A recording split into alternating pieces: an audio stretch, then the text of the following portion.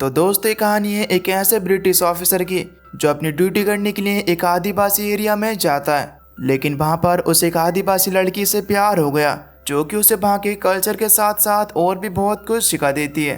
अब क्या इस कबीले के लोग इनके प्यार को समझ पाएंगे या फिर इन दोनों की जान खतरे में आ जाएगी? चलिए जानते हैं। तो कहानी की शुरुआत होती है साल 1936 से। उस टाइम पर इंग्लैंड में एक अजीब ही तरीके का रूल हुआ करता था कि अगर किसी को भी गवर्नमेंट जॉब चाहिए तो उसे किसी आदिवासी कबीले में जाकर वहाँ की लोकल लैंग्वेज सीखनी पड़ेगी। अब जॉब पाने के लिए लोग अलग अलग जगह पर जा रहे थे और इन्हीं में से था हमारा मेन कैरेक्टर जॉन, जो कि सराबक नाम की एक जगह पर जाने वाला था।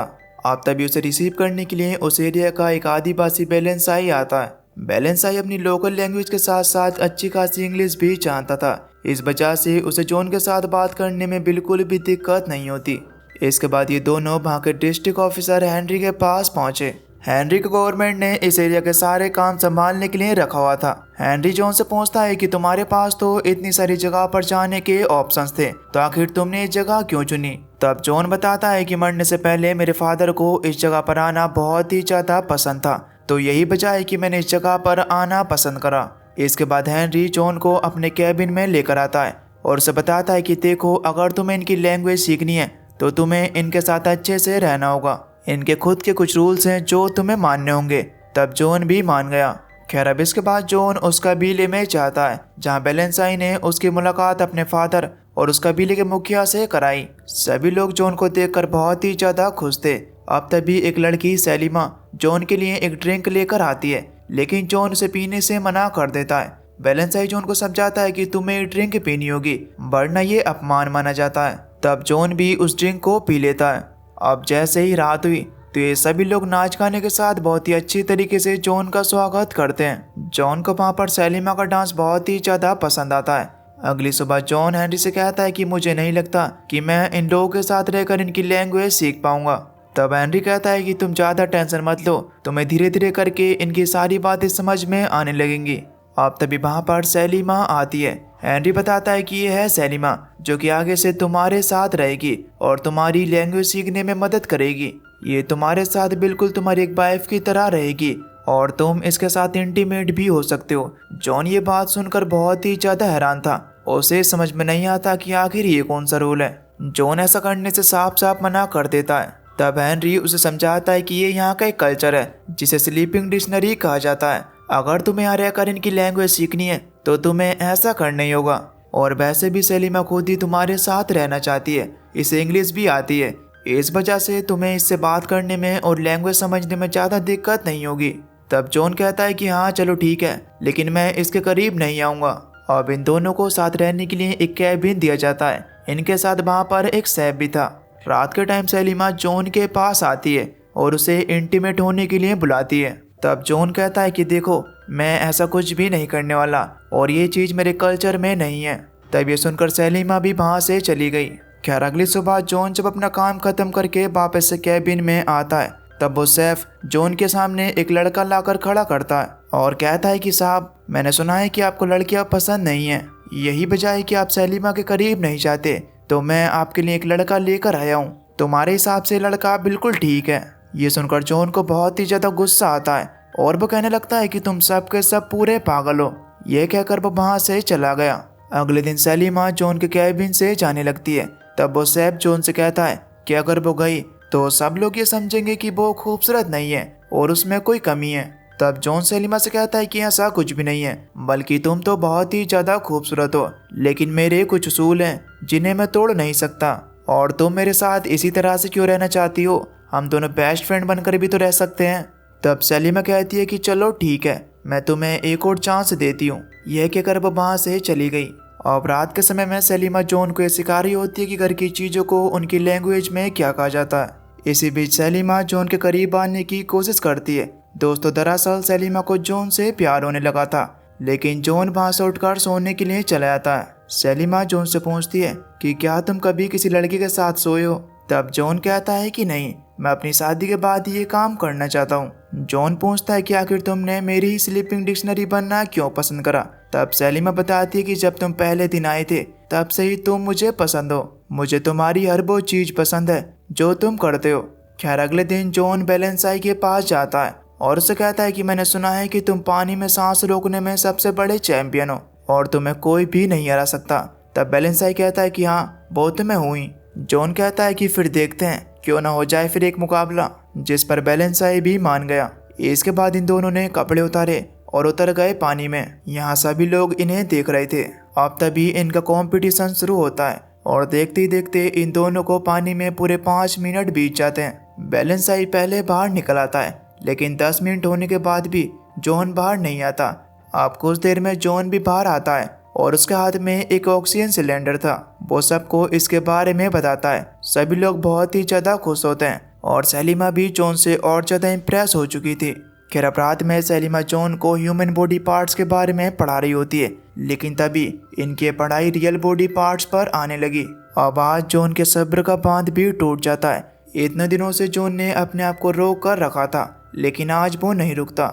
ये दोनों आपस में इंटीमेट होने लगते हैं। जॉन को भी सेलिमा पसंद आ गई थी। इनका प्यार धीरे धीरे कर बढ़ने लगा। इसके बाद एक दिन जब जॉन कबीले के लोगों के साथ था, तब वहाँ पर हेनरी की बेटी सेसिल आती है। सेसिल ने अभी अभी अपनी पढ़ाई खत्म की है और वो यहाँ पर घूमने के लिए आई थी। सेसिल यहाँ पर जॉन के साथ साथ ही घूम रही थी। जॉन के साथ सेसिल को देखकर सेलिमा को बहुत ही ज्यादा गुस्सा आता है। अब तभी अचानक ही इनके पास कबीले के कुछ लोगों की डेड बॉडी आती है। ये लोग साउथ से आए थे। सेसिल बताती है कि इनकी मौत फूड पॉइजनिंग की वजह से हुई है। जॉन अभी फैसला करता है कि वो कल ही साउथ में जाकर ये चेक करेगा कि आखिर इनकी मौत कैसे हुई। खैर अब अगले दिन जॉन के पास हेनरी की वाइफ एंजी आती है और मुझसे कहती है कि देखो जॉन, मुझे तुम काफी अच्छे इंसान लगते हो और तुम काफी समझदार और पढ़े लिखे भी हो, और तो और मेरी बेटी भी लंदन से पढ़ाई खत्म कर आई है, इसलिए मेरा कहना यह है कि तुम दोनों की जोड़ी बहुत ही ज्यादा बढ़िया रहेगी। मैं चाहती हूँ कि तुम सेसिल से शादी कर लो। लेकिन जॉन वहाँ पर कुछ भी नहीं बोलता, क्योंकि वो अपना दिल तो किसी और को दे चुका है। एंजी उससे कहती कि तुम इसका आंसर जल्दी दे देना, ऐसा ना हो कि कहीं देर हो जाए। खैर रात में जब जॉन अपने कैबिन में पहुंचता है तो सेलिमा उससे बहुत ही ज्यादा निराश थी। वो उससे कहती कि तुम किसी और लड़की के साथ क्यों घूम रहे थे, मैं ही ना समझूं जो तुमसे प्यार कर बैठी। तब जॉन उसे बहुत ही ज्यादा समझाता है कि ऐसा कुछ भी नहीं है। इसके बाद अगले दिन ये लोग साउथ की तरफ ये पता लगाने के लिए निकल जाते हैं कि आखिर इनके लोग कैसे मरे। ये लोग जब वहाँ के कबीले में पहुंचे तो वहाँ के बहुत से लोग मरे हुए थे और बहुत से मरने की हालत में थे। जॉन और बेलेंसाई जब थोड़ी आगे गए तो उन्हें वहाँ पर कुछ शहरी लोग दिखते हैं जो कि यहाँ सिल्वर निकालने के लिए आए थे।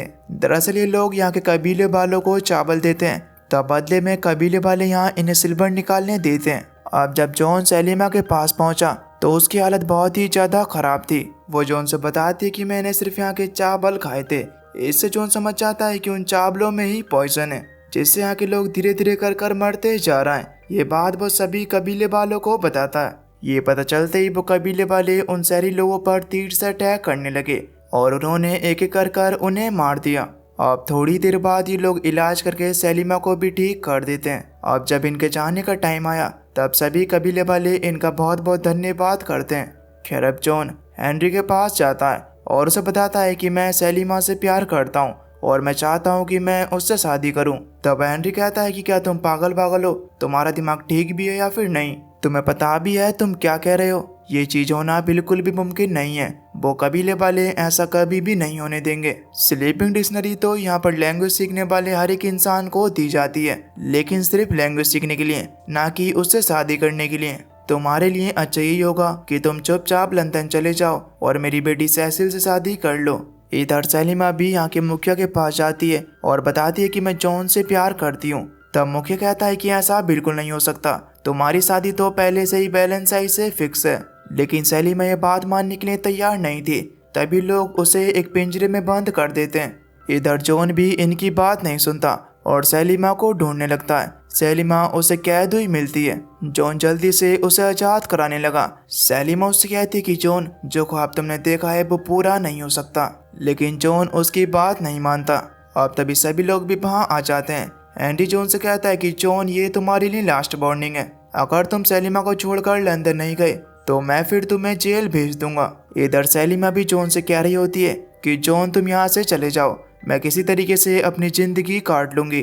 तब आखिरकार ना चाहते हुए भी जॉन भी हेनरी की बात मान गया। खैर अब इसके बाद यहाँ से पूरे 1 साल बाद का सीन दिखाया जाता है, लंदन में आज के दिन जॉन ने सेसिल से शादी कर ली, लेकिन कहीं न कहीं वो आज भी सैलिमा को नहीं बुला पाया। तब भी वो सेसिल के साथ किसी तरीके से खुश रहने की कोशिश करता है। खैर अब कुछ महीनों बाद ये लोग एक बार फिर से सराबा घूमने के लिए जाते हैं। वहाँ पर सभी लोगों ने इनका बहुत ही अच्छी तरीके से स्वागत किया। अब जब रात के समय में सेसिल और जॉन साथ में मूवी देख रहे थे, तब जॉन की निगाहें सिर्फ सैलिमा को ढूंढ रही थी, लेकिन सैलिमा उसे कहीं पर भी दिखाई नहीं देती। इसके बाद जब ये दोनों रूम में जाते हैं, तब सेसिल कहती कि मुझे पता है कि तुम सैलिमा से प्यार करते थे और तुम आज भी उसे नहीं बुला पा रहे हो, लेकिन अब हम दोनों शादी कर चुके हैं तो तुम्हें उसे भूलना होगा। तुम्हारे बीच जो भी हुआ है, मैं उसे लेकर बिल्कुल भी नाराज नहीं हूँ। खैर अब अगले दिन जॉन अपने पुराने केबिन में जाता है, जहाँ अब एक नया आदमी नेबिल रुका हुआ था। जॉन देखता है कि वो अपनी स्लीपिंग डिक्शनरी को बहुत ही बुरी तरीके से मारता था। ये देखकर जॉन उसे गुस्से में कहता है, तुम ऐसा उसके साथ नहीं कर सकते। स्लीपिंग डिक्शनरी का मतलब ये नहीं है कि तुम उसके साथ कुछ भी करोगे। उसके साथ अच्छा बिहेव करो, वरना तुम्हारे लिए अच्छा नहीं होगा। इसके बाद अगले दिन जॉन जब नदी के किनारे आया हुआ था, तो उसे वहाँ पर वही चीज दिखाई देती है जिसके लिए उसकी आंखें तरस गईं। वहाँ पर उसने सैलिमा को देखा, जो कि अपने बेटे और बैलेंसाई के साथ थी। दरअसल सैलिमा ने बैलेंसाई से शादी कर ली थी। यहाँ पर जॉन ने ये बात नोटिस की कि बैलेंसाई का रंग तो काला है और उसके बेटे का रंग सफेद है। इससे जॉन ये समझ जाता है कि ये बच्चा बैलेंसाई का नहीं बल्कि उसका ही है। अब रात के समय में जॉन सैलिमा के पास जाता है। सैलिमा जॉन से कहती कि तुम आखिर यहाँ पर क्यों आए हो? अगर कबीले वालों ने हमें देख लिया तो वो हमें मार देंगे। जॉन कहता है कि मैं तो सिर्फ अपने बेटे से मिलने आया हूँ। वो अपने बेटे से मिलकर बहुत ही ज्यादा खुश होता है। अगले दिन जॉन एक बार फिर से अपने बेटे से मिलता है। अब ये बात बैलेंसाई को भी पता चल जाती है और वो इस चीज से गुस्सा होकर रात के समय में जॉन को मारने की कोशिश करता है, लेकिन जॉन किसी तरीके से बच गया। अगले दिन हेनरी जॉन से कहता है कि आखिर तुम ये क्या बेवकूफ़ी दिखा रहे हो? सैलिमा को अब भूल जाओ और हमें बैलेंसाई को अब मारना होगा। तब जॉन कहता है कि अच्छा, अगर सैलिमा तुम्हारी बेटी होती तो क्या तुम यही करते? ये सुन हेनरी एक बहुत ही बड़े सच का खुलासा करता है। वो बताता है कि सैलिमा असल में मेरी बेटी है। जब मैं यहाँ पर आया था तब सैलिमा की माँ ही मेरी स्लीपिंग डिक्शनरी थी जिससे सैलिमा का जन्म हुआ, लेकिन मुझे अपनी असली वाइफ की वजह से सैलिमा की माँ को छोड़ना पड़ा। खैर अब अगले दिन ये सभी लोग ये फैसला करते हैं कि जॉन को मारने के प्रयास में बैलेंसाई को अब फांसी दी जाएगी। यहाँ कबीले की सभी औरतें सैलिमा के साथ बहुत ही बुरा बिहेव कर रही थी। वो कह रही थी कि तेरी वजह से ही बैलेंसाई को फांसी दी जा रही है। अब रात होने पर जॉन बैलेंसाई के पास आता है और उसे एक गन देकर उससे कहता है कि तुम यहाँ से भाग जाओ, सब कुछ मैं संभाल लूंगा। तब बैलेंसाई ने भी ऐसा ही किया। इतने में वहाँ पर सैलिमा भी पहुँच चुकी थी। जॉन सैलिमा से कहता है कि मैं आज भी तुमसे उतना ही प्यार करता हूँ। मैं तुम्हारे और अपने बेटे के साथ रहना चाहता हूँ। हम दोनों कल यहाँ से भाग जाएंगे। सैलिमा भी मान जाती है और कहती है कि मैं तुम्हारा इंतजार करूंगी। खैर अब अगले दिन सेसिल जॉन से बताती है कि वो प्रेग्नेंट है। ये सुनकर जॉन को कुछ भी समझ में नहीं आता कि आखिर उसे खुशी होना चाहिए या फिर दुखी, क्योंकि अब तो ये कन्फर्म है कि उसे सेसिल के साथ रहना होगा, लेकिन वो वादा तो किसी और को कर चुका है। इधर सैलिमा के पास एंजी आती है और वो उससे कहती है कि नेबिल की स्लीपिंग डिक्शनरी उसकी बात नहीं मान रही, तो तुम्हें उसके साथ रहना होगा। तब सैलिमा को भी मजबूरन नेबिल के साथ उसकी स्लीपिंग डिक्शनरी बनकर रहना पड़ता है। नेबिल सैलिमा के साथ बहुत ही गलत काम कर रहा था। जब उस सैफ ने देखा तो उसने नेबिल को मारकर उसे बेहोश कर दिया। वो सैलिमा से कहता है कि तुम यहाँ से भाग जाओ, अब यहाँ के लोग तुम्हें जिंदा रहने नहीं देंगे। तब सैलिमा भी यहाँ से जाने से पहले जॉन का इंतजार कर रही थी। इधर जॉन सैलिमा के लिए एक लेटर लिख रहा होता है जिसमें वो लिखता है कि सैलिमा, मैं अब नहीं आ सकता, मेरी अब कंडीशन ही कुछ ऐसी हो चुकी है। मैं चाहता तो हूँ तुम्हारे साथ रहना, लेकिन अब ऐसा नहीं हो सकता। सैलिमा प्लीज मुझे माफ कर देना। ये सब चीजें जब जॉन लिख रहा होता है तब सेसिल उसके लेटर को देख लेती है। सेसिल उससे कहती कि जॉन, मुझे पता है कि तुम दो तरफ की जिंदगी जी रहे हो। मैंने अक्सर देखा है कि तुम मेरे साथ किसी भी चीज में खुश नहीं हो, लेकिन अब मैं तुम्हें और ज्यादा घुट-घुट कर जीने नहीं दे सकती। इसलिए तुम जाओ और सैलिमा का ख्याल रखो, उसे भी तुम्हारी बहुत ही ज्यादा जरूरत है। और हाँ, मेरी और अपने बच्चे की टेंशन मत लेना, मैं इसे अच्छी तरह पालूंगी। यह कहकर सेसिल जॉन को यहाँ से जानने के लिए कहती है और जॉन भी सैलिमा को ढूंढते हुए उस जगह पर पहुंचा, लेकिन जब तक वो सिर्फ वहां से जा चुका था जिसमें सैलिमा बैठी थी।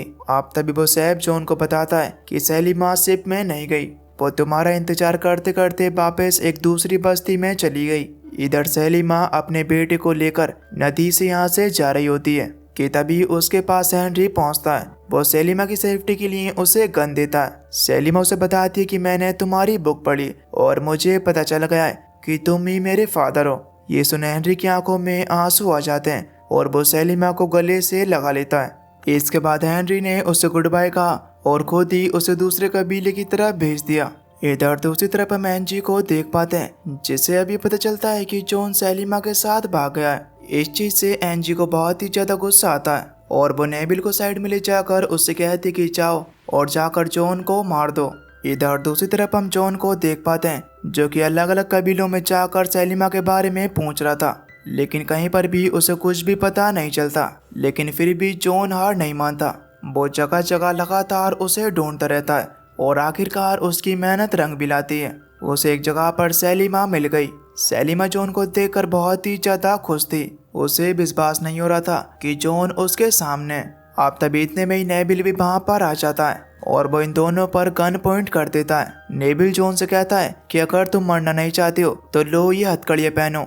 अब जॉन अपनी और सलीमा की जान को खतरे में डालना नहीं चाहता था, इसकी वजह से वो हथकड़ियाँ पहन लेता है। अब इसी चीज का फायदा उठाकर नेबिल सलीमा के पास जाकर उसके साथ जबरदस्ती करने लगा। ये चीज जॉन को बिल्कुल भी बर्दाश्त नहीं होती और वो नेबिल पर अटैक करता है, लेकिन हाथ बंधे होने की वजह से नेबिल उसे मारने लगा। अब नेबिल शूट कर जॉन को मारने वाला था कि अब तभी उसके गले पर एक तीर आकर लगती है, जो कि यहाँ के आदिवासी लोगों ने मारी थी।